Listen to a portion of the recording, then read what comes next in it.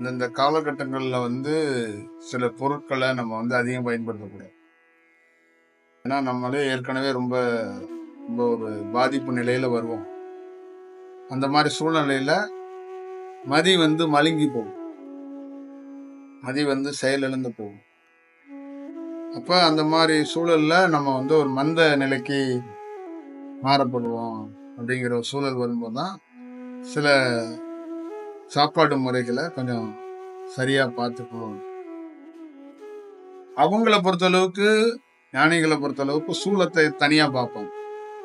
உடல் தனியா, அவங்க செயல் தனியா, அது ரெண்டையும் தனித்தனியா செப்பரேட்டா பார்க்கக்கூடிய வடிவம் கொண்டவங்க. அதே மாதிரி அவங்க எந்த நேரத்துல வேணாலும் எதையும் துறக்கக்கூடியவங்க. ஒரு வினாடியில ஒரு விஷயத்த திறந்துருவாங்க. நம்மளால அது முடியாது. நம்மளால முடியாதுன்னா உங்களால முடியாது. அதுக்காக தான் அது ஒரு சரியா இருக்கணும் அப்படின்னு. கடலூர்ல ஒரு அருட்பெருஞ்சோதி சாப்பிடாதீங்கப்பா, என்னன்னா இந்த காலகட்டம் மோசமான காலகட்டம், சாப்பிட்டனா நீ செத்து போவ, சாப்பிடாம இருக்கும்போதே நீ பிழைக்கிறது கஷ்டம், சாப்பிட்டனா இன்னும் ரொம்ப ரொம்ப கஷ்டப்படுற மாதிரி ஒரு சூழல் வந்துடும். ஏன்னா இந்த ரேடியேஷன் ஆகாது.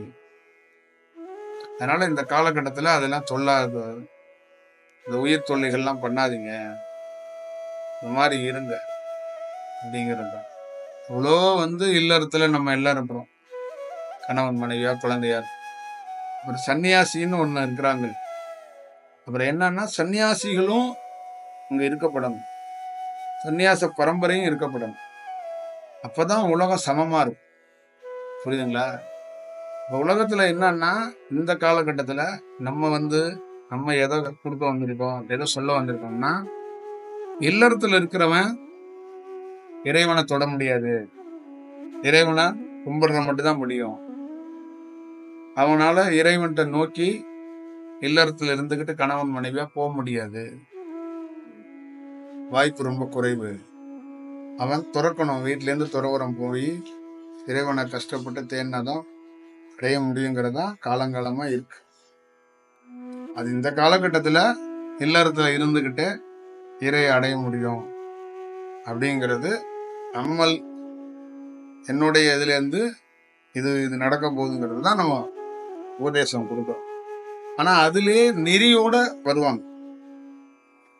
மீன் குழம்பு வச்சுக்கிட்டுலாம் வரமாட்டாங்க, நெறியோட மாறுவாங்க. நெறியோட மாறி அந்த இல்லற வாழ்க்கைய, தாம்பத்தியங்கிறதே ஒரு தெய்வீகமா ஒரு சூழலுக்கு எடுத்துக்கிட்டு அவங்க ஒரு நிலைக்குள்ள வருவாங்க. கணவன் மனைவியா வாழ்ந்துகிட்டு அதை ஒரு நல்ல வடிவத்துக்குள்ள அவங்க உருவாவாங்க. அதே மாதிரி வெளிநாடுகள்ல இந்தியாவுடைய கலாச்சாரம் பெரிய போற்றுதல் புரியதுல இல்ல. என்னுடைய விஷயத்துல நான் போகலாம், போகாம இருக்கலாம். ஆனா என்னுடைய ரேடியஸ் எல்லாம் இந்த காலகட்டத்துல கணவன் மனைவியா நிறைய பேர் வெளிநாட்டுல உள்ளவங்க மாறுவாங்க. அந்த ஒருத்தருக்கு ஒருத்தவங்க அப்படின்னு இருக்குல்ல, அந்த தத்துவமும் அதுக்குள்ள ஒரு தெய்வீகம் இருக்கு அப்படிங்கிறத உணர்வாங்க. அது நிறைய வெளிநாடுகள்ல கிடைக்கிறதுக்கான வாய்ப்புகள் நிறைய இருக்கு. அப்ப இந்த காலகட்டத்துக்குள்ள அந்த இறைவனுக்குன்னு ஒரு கட்டுப்பாடு. நீங்க பார்த்திருக்கிறது எல்லாருமே காவி உடை அணிந்து, உத்தராட்சம் அணிந்து, விபூதி அணிந்து தெய்வீகமா இருந்தாதான் இறைவனை அடைய முடியும். இப்போ வீட்டுல இருக்கிறவங்க எல்லாம் என்ன பண்ணுவாங்க, சாமி ரூமுக்கு போனா மட்டும் பயபக்தியா போறது, வீட்டுக்குள்ள வேற வேணா எப்படி வேணாலும் இருப்பான். புரியுதா? நீ ஒரு ரூம்ல சாமியை வச்சிருப்ப, இன்னொரு ரூம்ல மீன் குழம்பு வச்சிருப்ப, அதானே?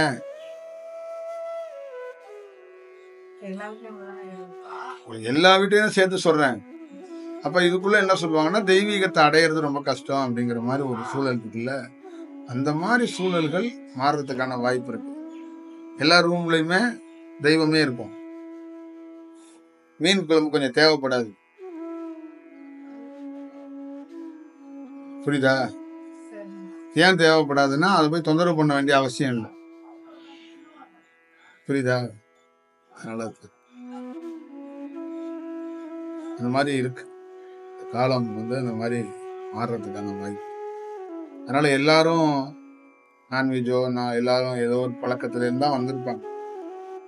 இந்த மாதிரி இருந்து விடுபட்டு வர்றவங்க தான் இறைவோட செயல், இறைவோட சித்தம்ங்கிறது.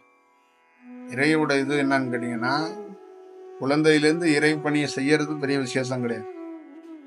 எங்கெங்கயோ தெரிந்து என்னென்னமோ ஆகி கெட்டு அதுக்கப்புறம் இறை பணிய ஒருத்தர் செய்யறாம பாருங்க, அது பெரிய விஷயம். அதுதான் இறை செயல். இறை திருப்பணிங்கிறதே இதுதான். இறை திருப்பணி செய்யணும்னா கெட்டு போனவன் நல்வழிப்படுத்தப்பட்டு நல்வழி செய்து அவன் பிறருக்கு இறைவனுடைய திருப்பணி அப்படிங்கிறது என்னன்னா, கோயில் கட்டுறது குளம் கட்டுறது கிடையாது. அவனே நல்வழி ஆவறதே இறை திருப்பணி தான். எப்படி வேணாலும் வாழலான்னு இருக்கிறான் பாருங்க, அவன் மாறுறான் பாருங்க, அதுதான் இறை திருப்பணி.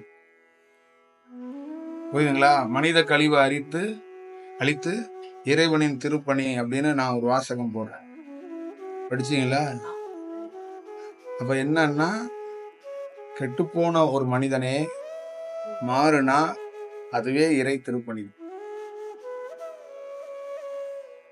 அதுவே ஒரு கோயிலுக்கு கும்பாபிஷேகம் பண்ற மாதிரி தான், கோயில் திருவிழா மாதிரி தான். இப்ப இந்த உலகம் எப்படி இருக்கு? கெட்டு போயிருக்கு. எல்லா மனிதனும் எப்படி இருக்கான்? கெட்டு போயிருக்கிறான். அப்ப என்ன பண்ணணும்? கோயில்ல திருப்பணி செய்யக்கூடாது, ஒவ்வொருத்தனுக்கும் திருப்பணி செய்யணும். நான் கோயிலுக்கு திருப்பணி செய்ய யாரையும் தேடிட்டாலே, உனக்கு நீயே திருப்பணி செஞ்சுக்க. இதுதான் நம்ம நோக்கம், இதுதான் நம்மளுடைய செயல், இதுதான் இறைவன் கொடுத்தார். அதுக்கு அடையாளமா எப்படி கொடுக்கிறாருன்னா, எப்படி வேணாலும் வாழலாம்னு நானும் வாழ்ந்தேன். காரணம், என்னை சுத்தி இருக்கிற மனிதர்கள் எப்படி வாழ்ந்தார்களோ அது மாதிரிதான் நான் வாழ்ந்தேன்.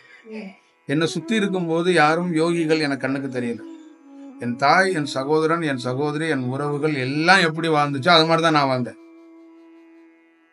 சாராயம் அவங்க தான் குடிச்சாங்க, கரிமீன் அவங்க தான் தின்னாங்க, திருடு அவங்க தான் சொல்லி கொடுத்தாங்க, ஏமாத்த அவங்க தான் சொல்லி கொடுத்தாங்க. இது எல்லாமே இறைவனிடம் இருந்து நான் கற்றுக்கொள்ளல. என்னோட பிறந்த, என்னோட வளர்ந்து இருக்கின்ற இந்த மனித சமூகத்துக்கிட்ட இருந்து நான் கத்துக்கிட்டேன். அப்ப இது எனக்கு தவறா தெரியல, குற்றமா தெரியல, பாதிப்பா தெரியல. இதுக்குள்ள தப்பித்து அதை ரொம்ப தவறையே ரொம்ப ஆக்கப்பூர்வமாக அறிவு சார்ந்து செய்தா அவர் பெரிய ஒரு ஆள் அப்படிங்கிற மாதிரிதான் அங்க சமூகம் இருக்குல்ல, அந்த மாதிரி இதுக்குள்ளதான் நம்ம வாழ்ந்தோம். இப்ப ஒரு நாள் அதுல இருந்து விடுபட்டோம். அப்ப விடுபட்டவனுக்கு பல பல நாள் இறைவனை தேடும் போது இறைவன் என்ன பண்ணார்னா, விடுபட்ட உனக்கு ஒரு வெகுமதிப்பு அளிக்கிறேன். என்ன வெகுப்பணிப்புனா, உனக்கே நான் இறை திருப்பணியை செஞ்சு வைக்கிறேன். இதுதான் இருக்கிறதுலே உலகத்திலே உயர்ந்த உபதேசங்கிறது இது. அப்ப இறை திருப்பணிங்கிறது இந்த உலகத்துல இங்க இருக்கிற அத்தனை மக்களுக்கு தேவை. ஆல்ரெடி அவர் இறைவன், அவருக்கு போய் நீங்க எந்த திருப்பணியும் செய்ய முடியாது. உங்களுக்கு நீங்க திருப்பணி செய்யணும். அதை உணர்த்துறதுக்காக தான் உங்களை அன்னதானம் கொடுக்க சொல்றாரு, உங்களை ரோடு அலைய சொல்றாரு. இதெல்லாம் எதுக்கு அலைய சொல்றாருன்னா, உணர்ந்துக்கிறதுக்காக. கொஞ்சம் காலம் பிடிக்கும், டைம் பிடிக்கும், உணரு, தேடுவ. காசிக்கு போ, ராமேஸ்வரத்துக்கு போ, எங்க போ, கடைசியில நீ எல்லாம் தேடி முடிச்சோன்னா என்ன ஆகும்னா, நீயே மாறி போய் ஒரு இறை ஆற்றல்ல, இறை சக்தியில நீயே நிற்ப. புரியுதா? அப்ப அவர் என்ன சொல்லுவாரு? இறை திருப்பணி உனக்கு செய்து வைத்துருவார். அப்ப அவன் என்ன புரிஞ்சுக்குவான்? இறைவனுக்கு நாம் எதுவும் செய்ய முடியாது. அப்ப நம்ம செஞ்ச வேலை என்ன? 1000 பேருக்கு 1,00,000 பேருக்கு அன்னதானம் பண்ணோம், 2-3 கோயில் கும்பாபிஷேகத்துக்கு உதவி செஞ்சோம், பல நாள் நோட்டீஸ் எடுத்துட்டு போய் கோயிலுக்கெல்லாம் நன்கொடை வசூல் பண்ணோம், பல சேவைகளை செஞ்சோம். ஆனா இறைவனுக்காகனு நினைச்சோம். அது இறைவனுக்காக இல்ல, நம்மளை சரி செய்யறதுக்காக இது வாய்ப்பு. அங்க கோயில் திருப்பணி செய்யல, நமக்கான திருப்பணியை செய்வதற்கான வழியை இறைவன் காட்டியிருக்கிறார். இப்படிதான் உலகம் முழுக்க. புரியுதா? இப்ப நீ என்ன பண்றன்னா உனக்கு நீ திருப்பணி செய்யறதுக்கான பணியை இறங்கிற. இதுதான் அதே மாதிரிதான் எல்லாருக்குள்ளேயும் இதுதான் விஷயம். எனக்குள்ள ஒரு திருப்பணி நடக்கப்பட்டதுனாலதான் நான் என்ன பண்றேன், இன்னொருத்தருக்கு திருப்பணி நடக்கணும்னு நான் போறேன்.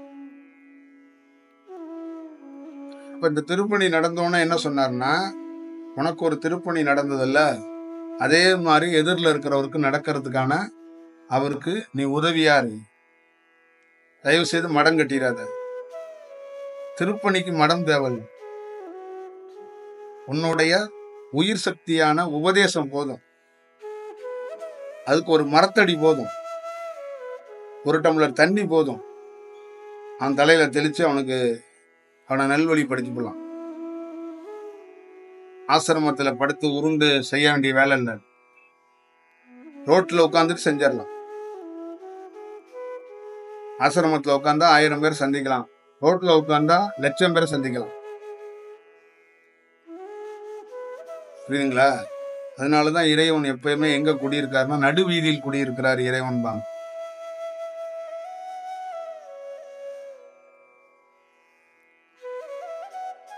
எதுக்குன்னா நடுநிலையா நிக்கிறது.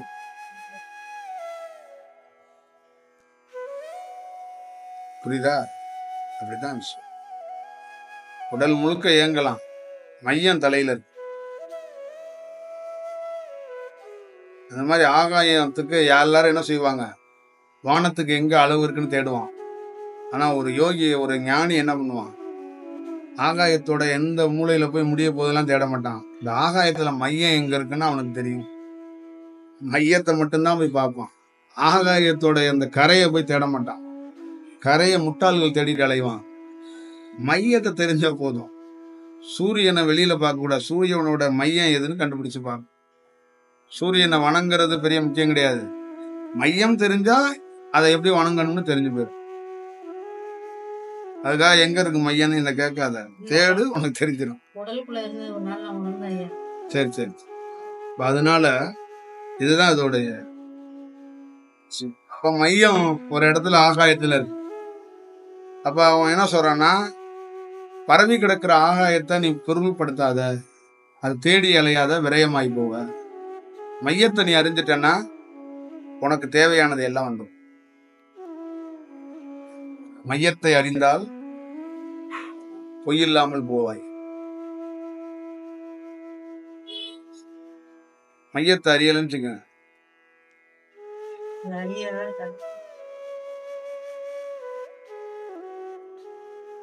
பிரிட்ஜில தான் வைக்கணும் குழம்பு.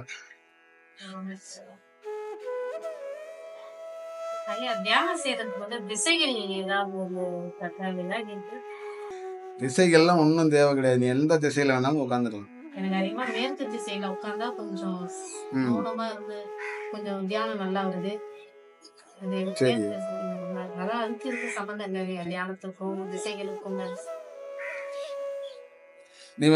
தியானம் மட்டும்தான் பண்ணணும். மேற்கு திசைக்கு போறேன், கிழக்கு திசைக்கு போறேன், வடக்கு திசைக்கு போறேன்லாம் போக கூடாது.